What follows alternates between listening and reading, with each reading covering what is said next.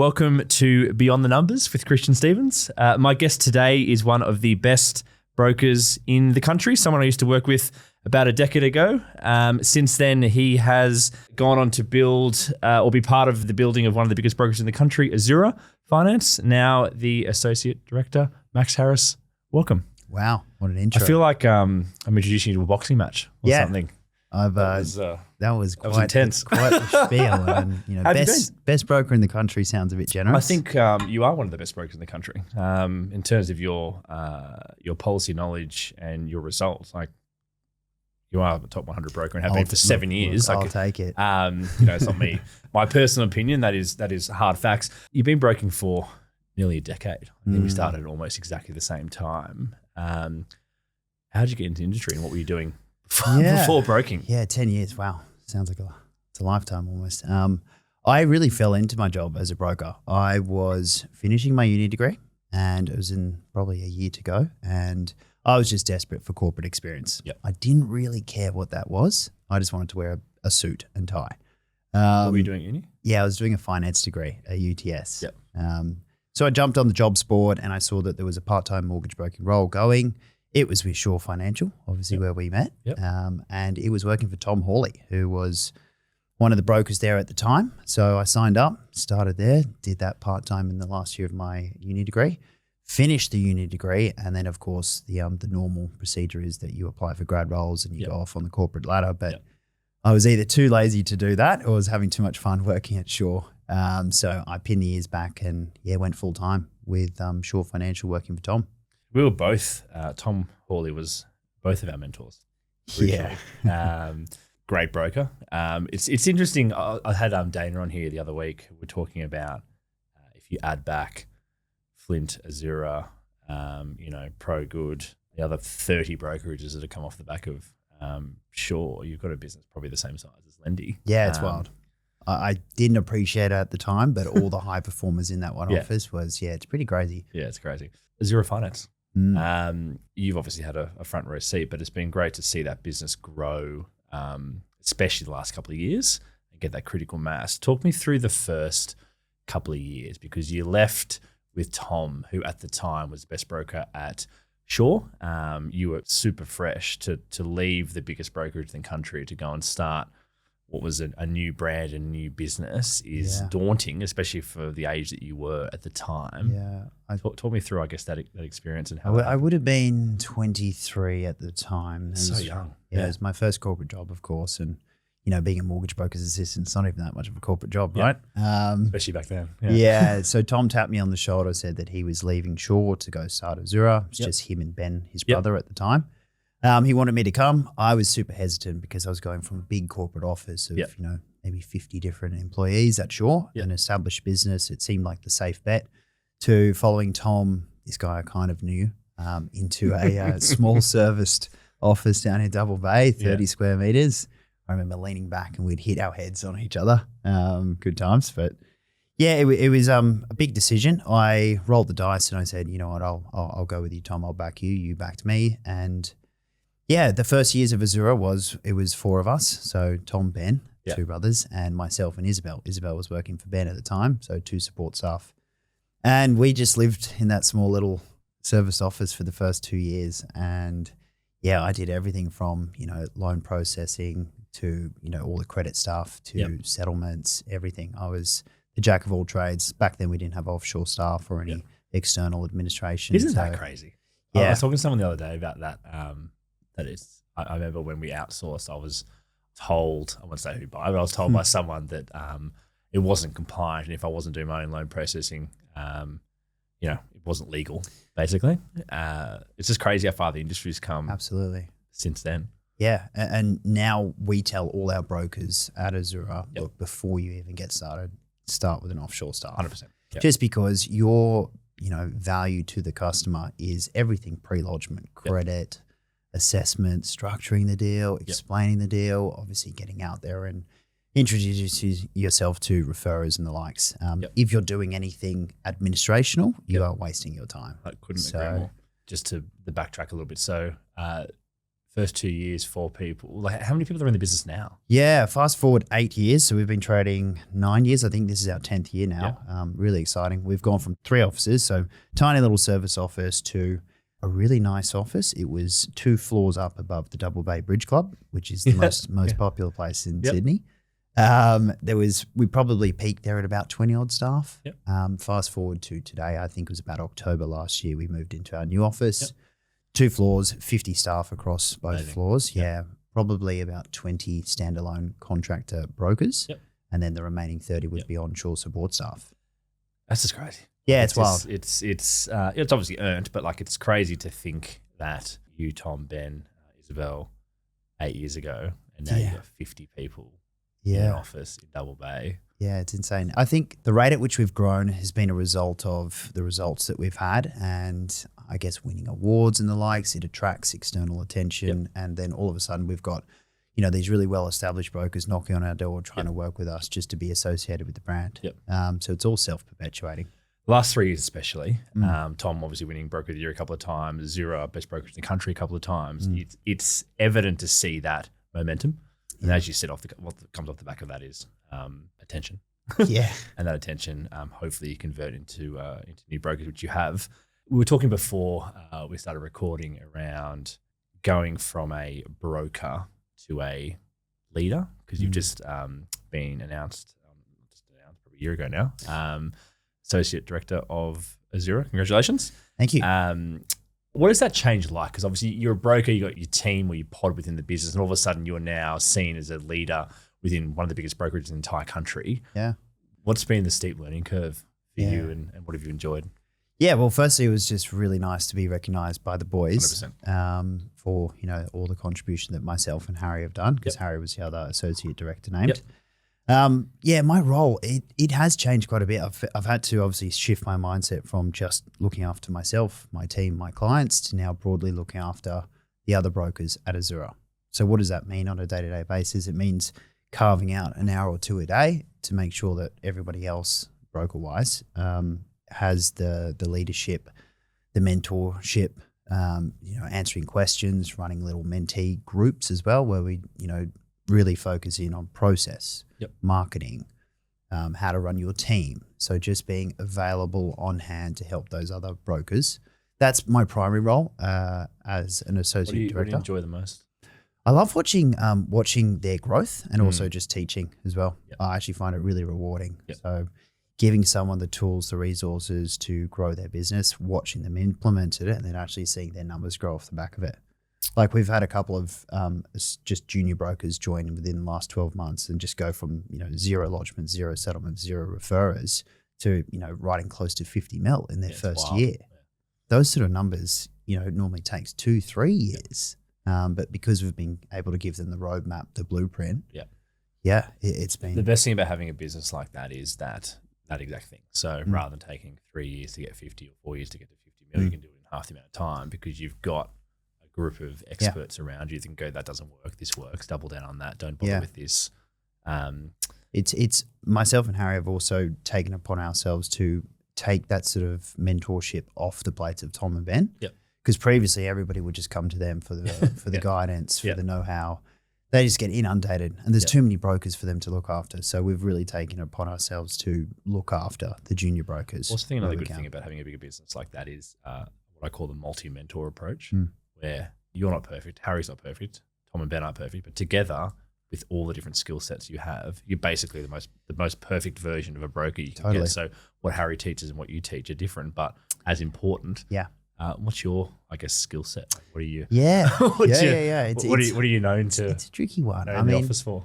I would say I'm known in the office for my detailed analysis or proposals that I put forward to clients. Like, I really take it upon myself to step back before every call with the client, do a little bit of research on them up front, LinkedIn or whatever it may be. And it's about asking the deeper questions. So not just what do you want right now for this transaction, but how do we build wealth over the next 5, 10, 15 years? So what does that look like? Is it just buying the owner-occupied home for your most budget right now? Or is it about buying something a little bit smaller, saving some borrowing capacity, looking for an investment property? those deeper questions that most brokers just skim over because it's too hard or it won't actually financially benefit them right now. And then pulling together a proposal that reflects the bigger picture. So it's not about just, running one borrowing capacity scenario for an owner-occupied purchase. It's about going, what if we buy 2 investments or, whatever scenario the customer is possibly thinking of. And then from there, we're shooting Loom videos over the top. We're doing spreadsheets. We're doing lots of different analysis that I don't think many brokers in the industry are doing. Yeah. And then going into a detailed bank options analysis. It's not good enough anymore to give them 3 options with the major banks. Yep. Here's your variable rate. You got to do 6 to 10. There's got to be fixed rates. There's got to be all the fee analysis. How was your proposals? Like I know when I were doing them back in the day, it was like exactly that, right? You had your 3 options and the big banks, and it might have been a fixed rate in there. St. George, interest only, for no particular reason. I remember looking at my, you remember AFG, the analytics, or my connective, we would have all your different lenders year on year, how that's just changed astronomically. It was like 4 and it's gone to 15 and 20. Yeah. Who are you doing your most business with at the moment? Yeah, it's a good question. I'm lucky in the way that most of my clients still fall into that sort of A-class credit. So there's nothing credit impaired. But it would be probably a 50-50 split now between self-employed and PAYG. Yep. That's naturally because as a broker, most of our value is in the complex files. Yep. So 50% being self-employed, leaning towards lenders that favor 1-year financials, excluding company debts, preferred trust lenders, those sort of types of applications and lenders. Yeah, but as you said, definitely 5 years ago, it would have been more heavily weighted towards the majors. Yep. But now smaller lenders like AMP, Bankwest, they specialize in the self-employed space. So putting a lot of applications their way as well. Process is an interesting one. I was talking about it before we started filming. Obviously, when you start, you're doing everything. And then can you break me down, I guess, at what point did you get the support stuff you've got, and then how that's evolved to the team that you have now? Yeah, so I did it the hard way, and this is not the way that I would recommend new brokers to do it. Yeah. I did everything myself until it was at breaking point. Yep. And then I hired a loan processor, being offshore, after trying 3 onshore. Yep. And it just didn't work for me. But finding someone offshore, that was a massive unlock. Philippines? No, in Nepal. Nepal, Yep, so that was a massive unlock.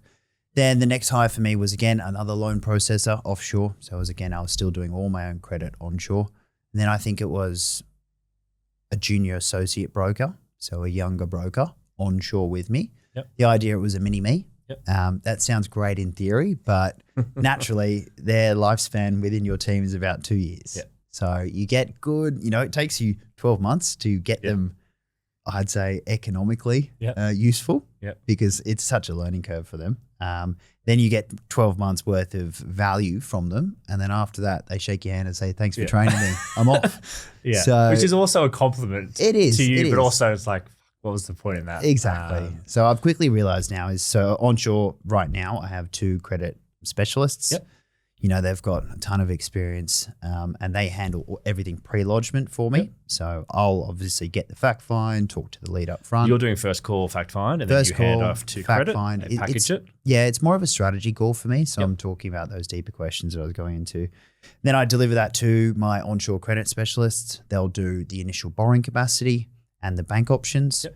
Those will be presented back to the client by myself with a Loom video over the top, breaking it down, detailed. That's a great way of doing it. For people that don't know, can you explain what Loom is and what the videos are and what that enables you to do from a scale perspective rather than individually presenting a proposal all day, every day? Yeah, previously my workflow was I would send the email and position a follow-up call or Teams where we would go through it, and it would be a 30 to an hour call. Yep. Now what I do is I shoot a Loom video over the top. And what a Loom video is, it's a screen record of what I'm going through on my computer, and there's a camera back of me talking to it. So actually presenting it to them. The beauty of that is that it allows me to break down a really detailed email with spreadsheets that a lot of the time, if you just give to a client, it's bamboozling. They don't know what's going on. But a Loom allows me to break it down line by line so that we're all on the same page. They can rewatch it. They can watch it with their partner. They can then share it with other people.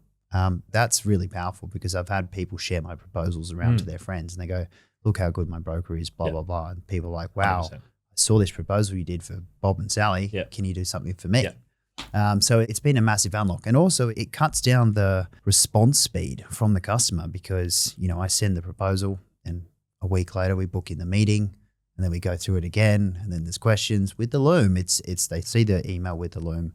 They have all their questions. They just go, yep, Max, agree with your proposal. Let's go. So and I feel like if you know what you're doing and the proposal is detailed and correct and the Loom video explains it in the way that it should, like they shouldn't be coming back to you with questions. Like, yes, there might be the odd question here and there to clarify something, but they're not coming back to you with the lengthy questions they would have otherwise. Because as you said, looking at a field of numbers, going, what the fuck is going on here? And then your job is explaining it, and the Loom video just cuts through that and lets you. And I was previously guilty of over complicating simple transactions, giving them thinking, oh, if I give them so many options, they'll really, you know, enjoy my presentation. Knowledge is power. Aaron Chrissy Davis, I broke a tool with in January. He told me about Loom videos. It was the first I heard of them, and he produces like 15, 20 a day, and he's like, mate, it's such an easy way of getting through to your client. Also, as you said, seeing you explaining it gives them instant reassurance that with the right person. Yeah, because most of my clients are introduced to me via email, and we'll have a phone call or we'll do a Teams call, but there's not that sort of face-to-face engagement. So putting a Loom video over the top, they recognize my face. I didn't think about the sharing it with other people. That's an interesting one. That actually leads well into my next question: content. Because you do a lot, like you do, and also what you're good at is just trying new shit. So if something doesn't work, you don't get hung up about it. You just try something new. Your new videos, are those images AI generated, or how are they? I mean, I'm not that artistic. Isn't it fantastic that you could just put something like that? You can produce a video, but I guess that's a dumbed down version of you doing a Loom video, right? It's honestly just a brain dump onto ChatGPT or whatever it may be, and it generates an image off the back of that. Rather than me trying to go out and scribble on a piece of paper and it just looks horrible, because I've tried that approach as well. But back to your point on content, I haven't found anything that is perfect yet. So I'm more than happy just to throw darts at the dartboard, try different approaches, see what works, see what doesn't work. My approach to content going forward is just to keep it real, keep it authentic, dial down the edits, keep it more raw. I think sometimes just holding a camera and filming yourself, that resonates with the customer a little bit more than a polished, perfectly edited I literally had Sinead Grant, one of our brokers, here before, and she filmed a video on the podcast on the spot. Really? And just in her hand to show people how easy it is to do. Well, I'm not going to do that. But no, I know what you do. But what I'm saying is that's the thing. People kick their can down the road thinking they need a professional media team. You can pump out 20 videos in a morning if you really wanted to, which will get the same amount of cut through and traction as it would progress over perfection. And look, a lot of the time what you're trying to say doesn't need the flashy edits over the top, or the whiz bang emojis getting shoved down your throat. Also, you've been good with consistency, right? Like that's also a big one is a lot of brokers don't keep with it. That is the most difficult part of content. As you know, it's, you set yourself a task of 1 or 2 posts a week, and then you get to Friday afternoon and you haven't done any.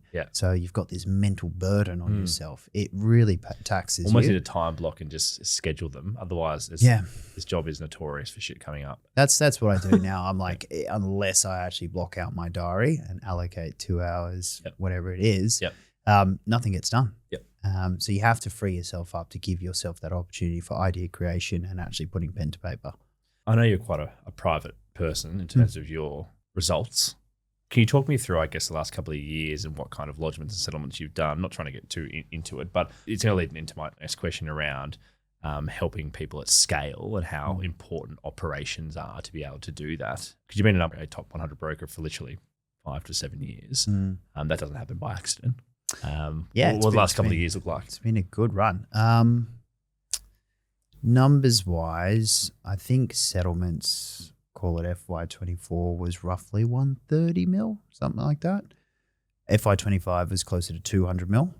And this year we're on track for 300. But it's unbelievable. I've got my wedding coming up and our honeymoon, so I'm sure that's going to take a dent out of that. But it's been an amazing ride. I guess from my side of things, all I focus on is lodgements. I can't control what settles. So I just try and put as many balls at the top of the funnel. The more you lodge, the more you settle. Exactly. The more you lodge, the more should settle. Yeah. definitely. Yeah. Talk to me about the kind of deals you're doing. Obviously, you said half PAYG, half self-employed, but what kind of clients are you dealing with in deal sizes and Well, I think complexity? naturally, as your career progresses, your average loan size does slowly creep up. Yep. So back in the day, I cut my teeth on first home buyers. It was naturally the crowd that I resonated with, being younger. And I built my book off the back of standing on the open for inspection door on a Saturday out at Willow Creek. Shout out to John O'Reed, first agent that gave me a crack. And I would cold call everybody that came through the door. Yep. And off the back of that, 1 or 2% fell through. Yep. And, that's where I got my first lodgements from. From there, naturally, when you do that for a year, 2 years, you start to build out a bit of a pipeline. You also never want to do it again. You quickly realize there's got to be other ways to get business here. You quickly realize that's not what I want to do long term. But, I got a foot in the door. Yeah, definitely. And those clients start to evolve. They start to buy their second homes. Yep. Obviously you do a really good job. They refer you on.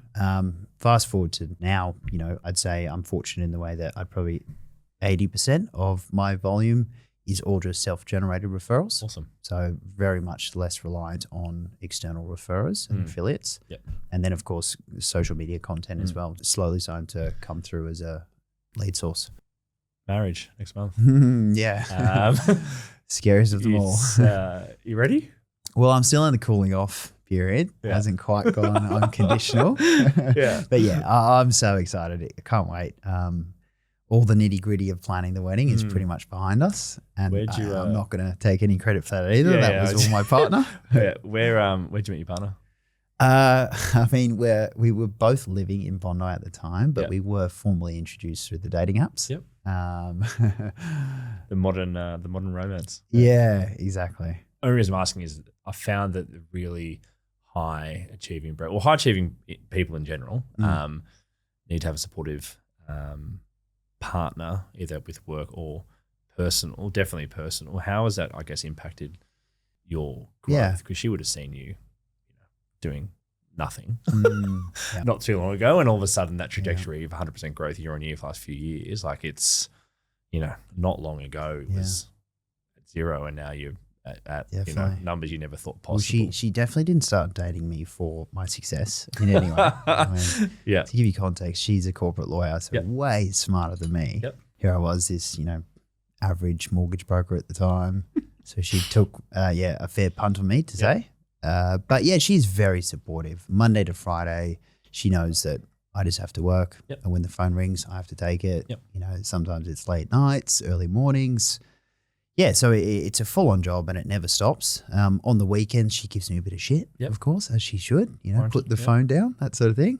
Come holidays as well. It's always a testing time. You had a proper holiday, like recently, where you've actually switched off? I heard Dana's podcast, and she's spot on. There's no such thing as actually switching off. There's never been a holiday where I've put the phone away on Do Not Disturb or completely not traveled with the laptop, anything along those lines. You always have to have one hand on the wheel.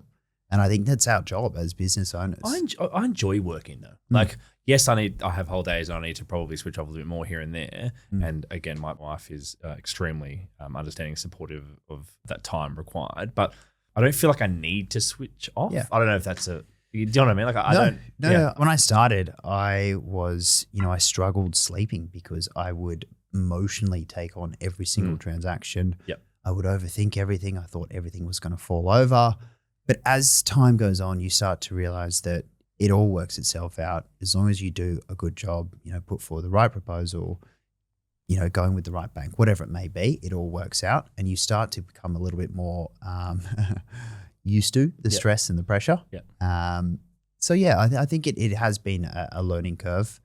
But just, managing expectations and people getting in touch with you constantly, having a firm arm to say no when it's not important or pushing it back and delaying. That's been a skill I've had to learn, but I'm getting better at it. I used to call it the knocker effect when, the world would be burning down around you. Well, I thought it was.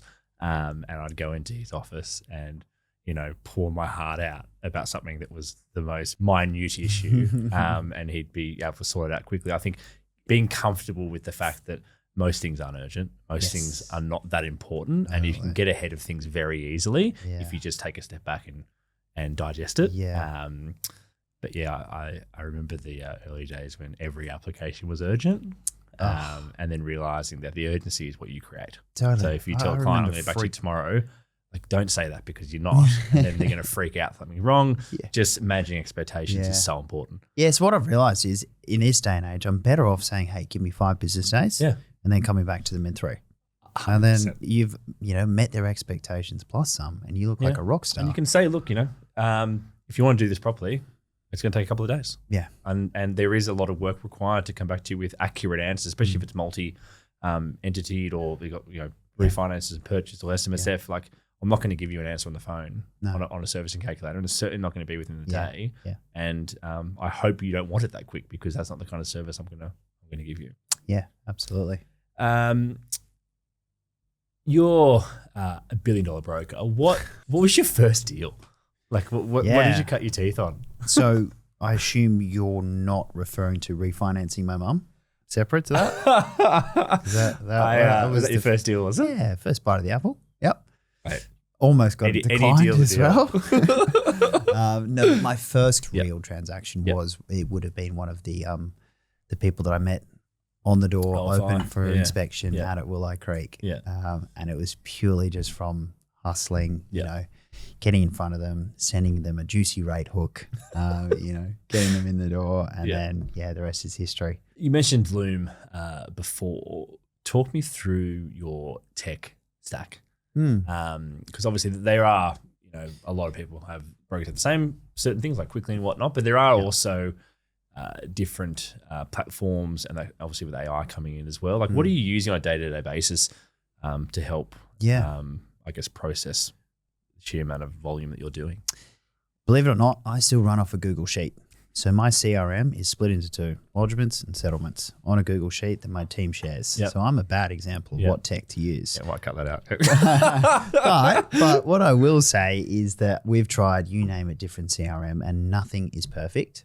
So at this stage, I'm a very visual person. So what I need to see is just simplicity. The moment I'm playing with multiple different features and it takes 5 minutes to do a 30-second job, I'm out. I'm done. We've got a CRM, right? But I still have my settlement tracker, the old Offshore Google Sheet. Yep. And then when I get paid, I cross it out.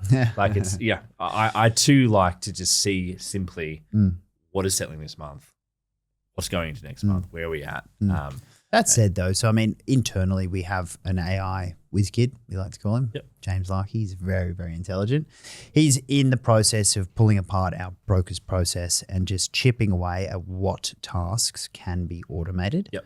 So I think right now, AI, it's not good enough to do end-to-end. No. Lodgement to settlement. We're just not there yet. But what it is good enough to do is just the little 1%ers to make your life a little bit easier. So auto pricings, auto vals, app docs to opportunity to AOL. Now, it won't get it 99% there, but it'll get it 60, 70% there.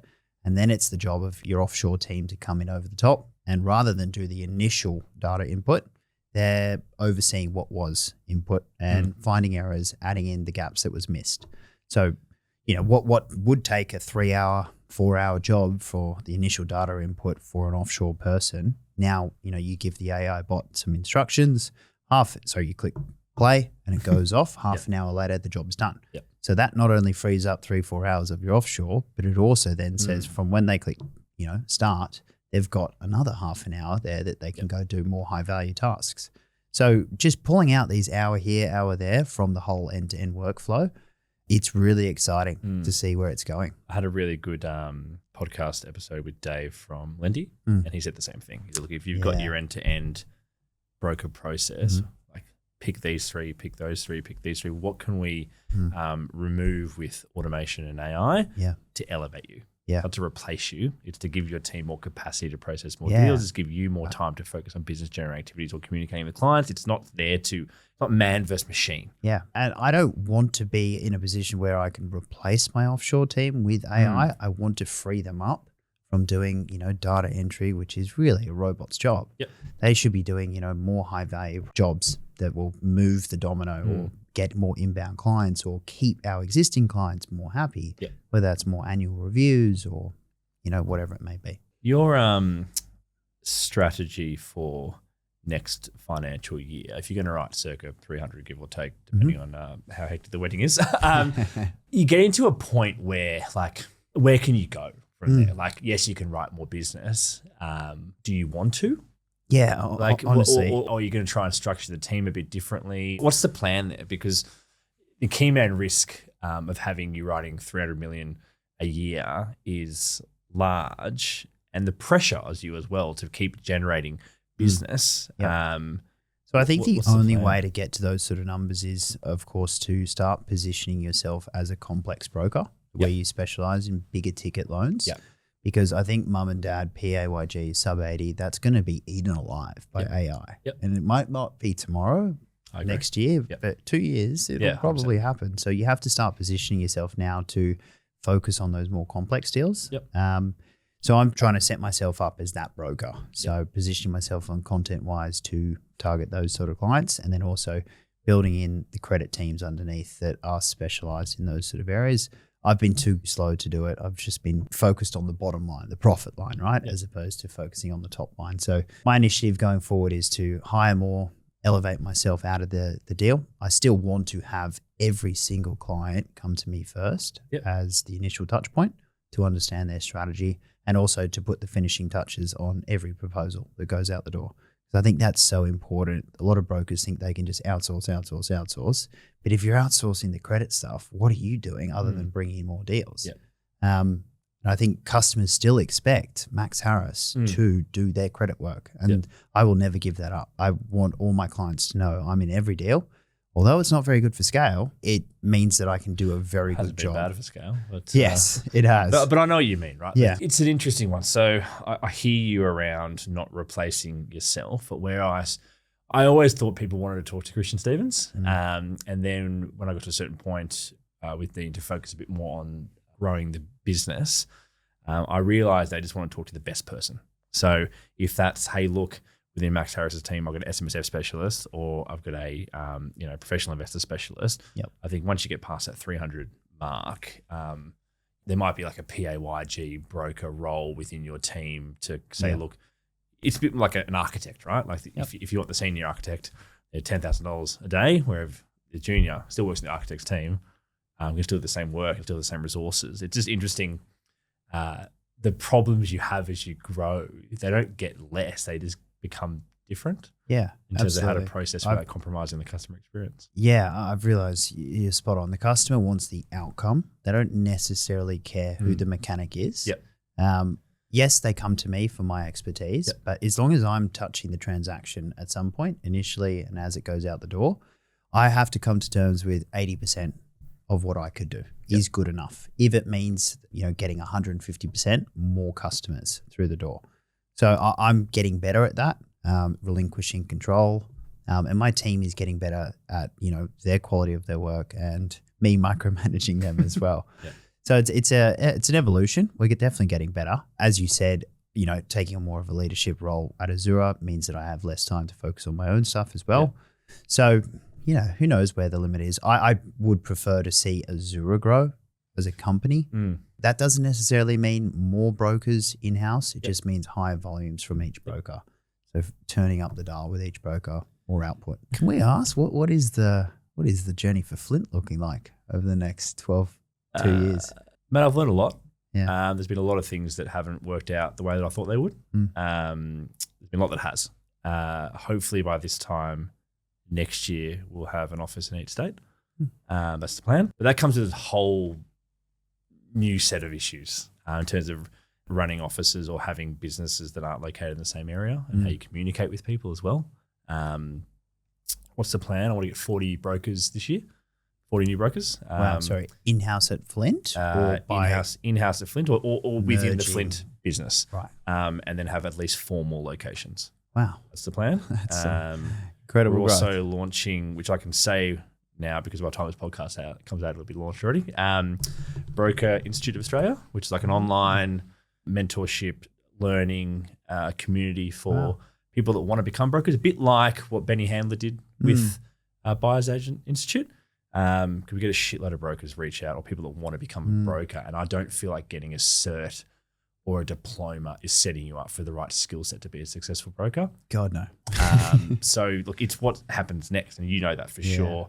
What you and Harry are doing with those mentee groups, like you're not getting the right skill set to become a good modern broker. And the go-to is like, I'll just start my own brokerage. Like this is why the average broker is so average. Is because not their ability, it's because of the environment that they're in. So I'm a big believer in that. Oh yeah, absolutely. I mean, what's plans for Flint, mate? Like I don't know. I want to shoot for the stars, and if it works out, fantastic. But I'm confident we'll get there. But I just want to do things a little bit differently, and have that national boutique brand and make franchise sexy again. I feel like the F word in broking just gets a lot of heat. that would look great on a hat. I might get some made up.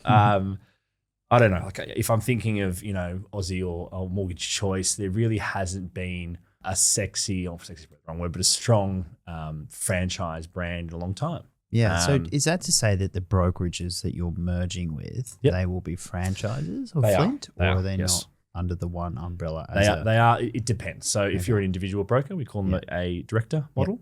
It's technically a franchise. It's a co-ownership model. But if you're merging a bigger brokerage, that's a different kind of conversation. Obviously, some equity swaps and some other things going on there, but it's a bit of uncharted territory, mate, to be honest. Like when we built it, I couldn't really just ask anyone what to do, because there wasn't really, like, it was a bit of Azura, a bit of Shore, a bit of Lendy. It's kind of morphed into its own beast, but it's challenging. From the outside looking in, you guys seem to be killing it. Of course, there seems to be a new acquisition every month, and we're trying, man, but it's hard. It seems hard like managing people at scale. Like we've also got office in Nepal as well. And how you communicate with the Nepalese team is very different to communicating with the credit team onshore here and the sales team. So, what motivates a salesperson is certainly not what motivates one of the Nepalese, loan processors in Kathmandu. So, mate, it's been interesting. It's been really challenging. A lot harder than I thought it was going to be. Probably hard is probably the wrong word. Challenging. But man, I'm enjoying it. It's exciting times. I'm enjoying the show.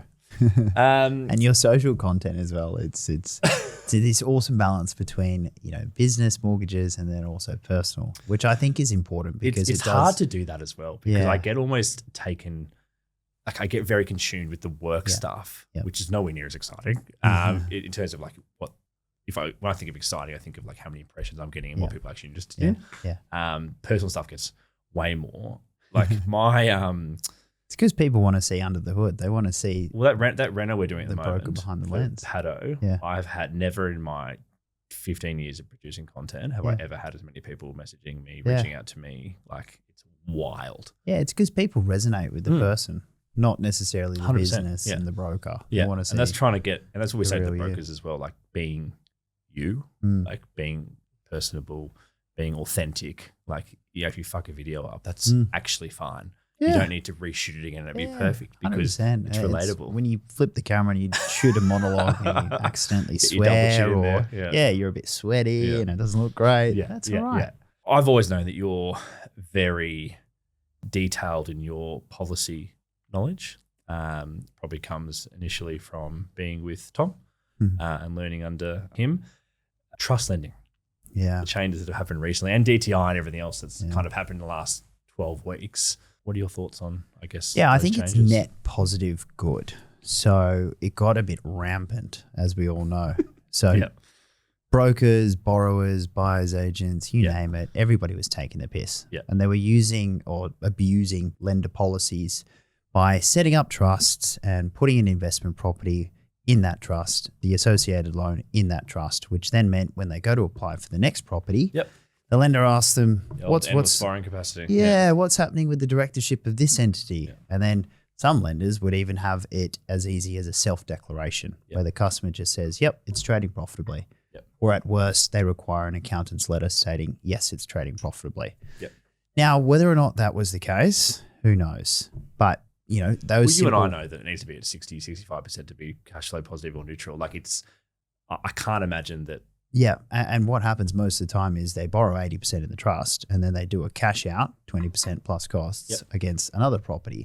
So they're effectively borrowing 100% plus costs. So there's no world where it's trading profitably unless you're contributing extra from your own personal income, which no one was doing. There's nothing wrong with buying in trust or buying a company name as long as for the right reasons. And I think I agree with you completely that it needed a reset. Yeah. So it'd be interesting to see what happens over the next 3 to 6 months. Yeah. It reminds me of what happened back around the Royal Commission when they came down really heavily on SMSF lending. Mm-hmm. All the major banks just pulled out of the space, left it to the second tiers. They haven't got back in the space, but it'll be interesting to see, fast forward a year or two when obviously all the buyers agents and the likes who are spruiking these investment vehicles via trusts, they obviously move on. Do lenders then start to reintroduce it, but under more means-tested ways? Probably. I can see that happening. Right now, though, it's a desolate place. There is only a handful of very lenders. unhappy buyers agents at the moment. I was doing a application today for a trust loan, very legitimate reasons, and we've got 2, 3 maybe 4, but NAB, and sadly they were at 25-day business turnarounds. Yeah. So outside of them, it was just the second tier lenders. Yeah. So when of course naturally there's less options, obviously borrowers have, less or higher rates, less policy exceptions, more income stringent lenders. It's just What are some of your favorite policies? That's a weird question. I just find that there's a couple that come out. Like ANZ low risk policy, I reckon is one of the best things at 5% no LMI up to 5 mil in eastern suburbs. Oh God, we don't run in the same space, my friend. Or I wish. The 5% FHLDS, I think is fantastic. It's just interesting to see policies different brokers use a lot. Because that obviously comes out the kind of clients you're dealing with. Yeah. Have you got any on the favorite list? It's a good question. I mean, AMP and Macquarie, they both exclude company debts for self-employed borrowers. That's huge. Massive. A lot of the time, you'll have this awesome trading business, but they might have 100K overdraft, for instance, and the balance will be zero. But because of, silly bank policies, we have to stress test that at 11%, crushes their borrowing capacity. Whereas you go to a Macquarie or an AMP, very logical, they'll exclude that from your servicing altogether. Yep. So those sort of policies that maybe a broker here or there doesn't know, they're very useful. Yeah. I don't ask this question often because I feel like the broker needs to have a significant amount of experience to then be able to reflect on this properly. But if you had your time again, how would you get to where you are now in half the amount of time? Yeah, I would hire. Isn't that just that's a funny thing because the other three people I've asked have all said exactly the same thing. Really? Yeah. Hire ahead. Yes. Not wait till I'm at capacity. Yeah. Well, I was just too focused on the bottom line as opposed to building the top line. Yep. So get the right people in place as soon as possible. Focus on higher quality relationships with referrers, not necessarily volume. So initially I went out and I tried to get as many referrers as I could. Didn't even know them all. But, I looked at my list. Every 6 months. Yeah, I looked at my list and I thought I was the man. But really, if you have 3 to 5 high quality referrers, one in each space, real estate agent, accountant, planner, maybe a divorce lawyer, whatever it may be, that is enough. And if you focus on those relationships, they should be enough. More than enough. Yeah, exactly. Anything else? Yeah, just take your time with customer proposals. They don't need to be returned same day. Slow it down, ask the right questions, go into detail, provide multiple different scenarios, because as soon as you do that, you are showing to the customer you are bigger and better. You are more intelligent than the other broker. And that's what will separate you long-term against the rest of the market. Max, thanks for your time. Yeah. It's been great to chat, and we've known each other for a long time, and I really appreciate you coming in, but I'm looking forward to seeing the continued growth of Azura and you over the next few years. Thanks. Thanks, Christian. This has been awesome.